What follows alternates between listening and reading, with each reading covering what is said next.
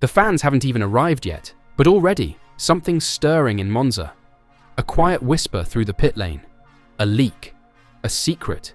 And it's coming from Ferrari. This weekend, at the Italian Grand Prix, Ferrari is bringing something wild, something risky, something extreme. And it's not just a rumor. Ferrari is preparing a super aggressive upgrade to their SF25 race car, designed specifically for the high-speed, low-downforce challenge that is Monza. And this isn't just a tweak here and there. This is a bold move, the kind that could either shock the world or blow up in their face. So why now? Because it's Monza, Ferrari's home race. Because the tifosi, the fans in red, deserve something special. Because even if the championship is slipping away, Ferrari still has one shot to prove they're not done yet. It all started back in June. That's when Ferrari quietly hit the brakes on development. They realized they probably couldn't catch the top team in the Constructors' Championship.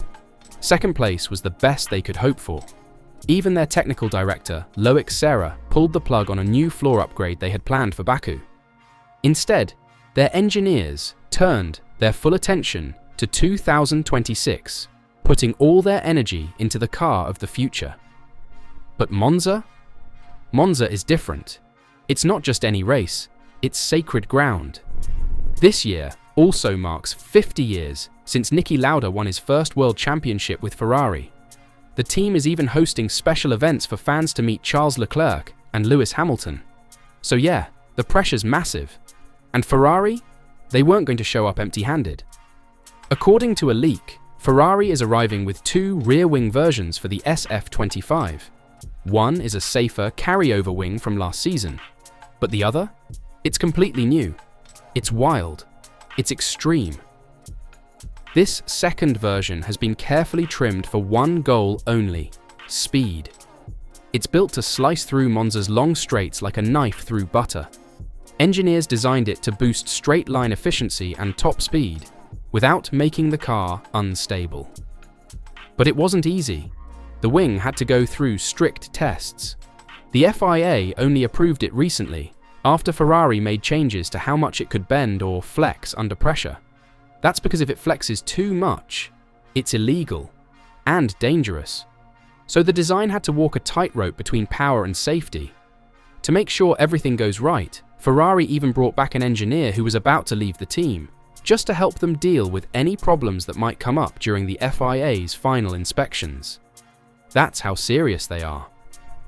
During practice sessions, fans will see Ferrari using that bright green FlowVis paint, sprayed across the wings to help visualize how the air flows over the car. It looks like art, but it's science. Every streak tells the team how the upgrade is working, and behind every drop of that paint is a bigger message. Ferrari is still fighting. But that's only half the story.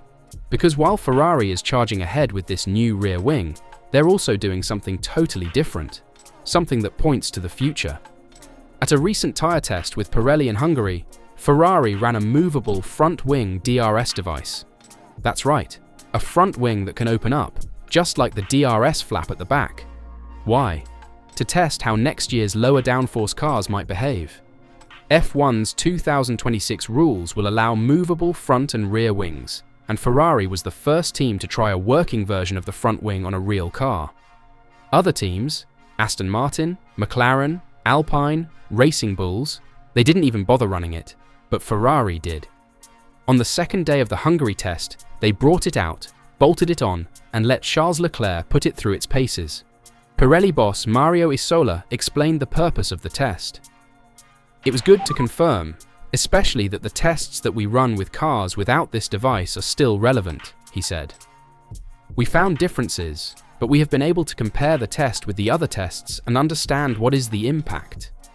It wasn't perfect. Isola admitted that the current cars don't get all their downforce from the wings. Most of the downforce of these cars is coming from the floor, not the wings, he said. So probably the device will be more powerful next year, but still good to have this possibility to check what is the effect. So what's really going on? Ferrari is doing two things at once, going all in on Monza with a dangerous rear wing gamble, while quietly preparing for a whole new world in 2026.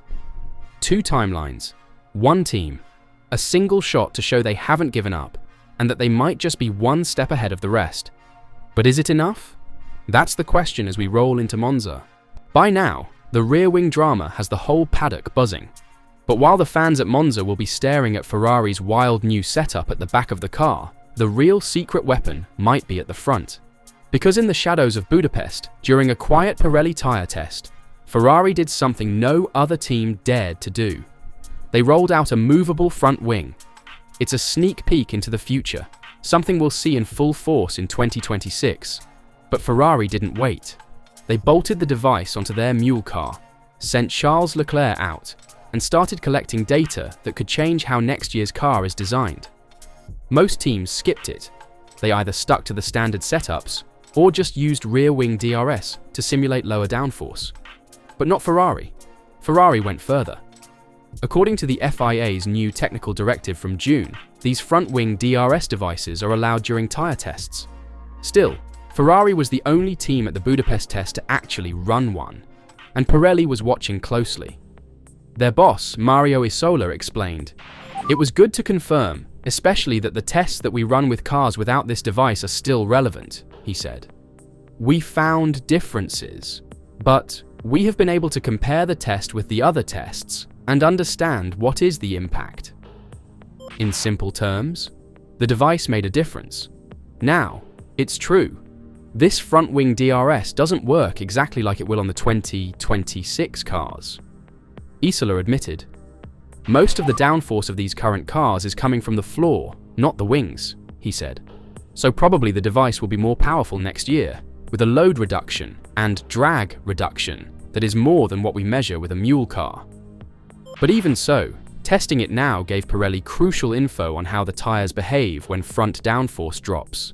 Things like braking, tyre wear, corner entry, all of it changes. And Ferrari now has that data. Meanwhile, Pirelli has been working against the clock. September 1st marked the homologation deadline, meaning the tyre compounds for 2026 are now locked in. And Ferrari's test? It helped shape that final decision. Isola broke it down. The size is not so different, still an 18-inch, but we have a lower diameter and a different width.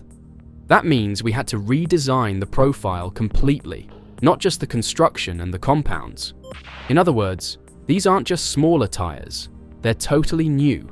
The contact patch is smaller, and that means teams like Ferrari had to help Pirelli understand how these tyres would grip, wear down, or even overheat. If you have a small area where you are pushing a lot, then that area is more prone to blistering, Isola said. That's why Ferrari's feedback mattered so much. And it wasn't just real-world testing. Pirelli also uses digital tyre models that teams plug into their simulators.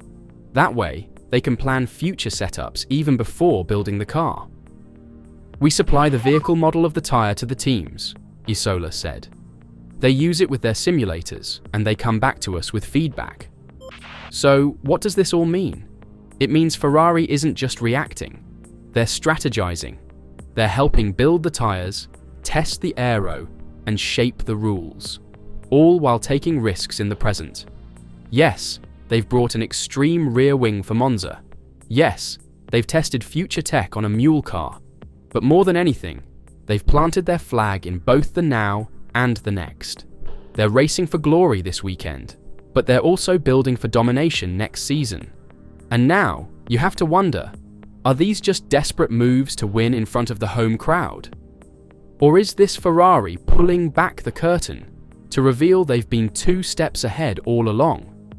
If this gamble works, if the rear wing flies and the data gives them an edge, they might not just thrill Monza, they might terrify the rest of the grid. So, what do you think? Is Ferrari's Monza master plan a last stand, or the first move in something much bigger?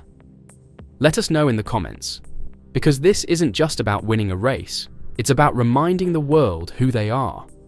And at Monza, with thousands of tifosi behind them, Ferrari isn't whispering anymore. They're roaring.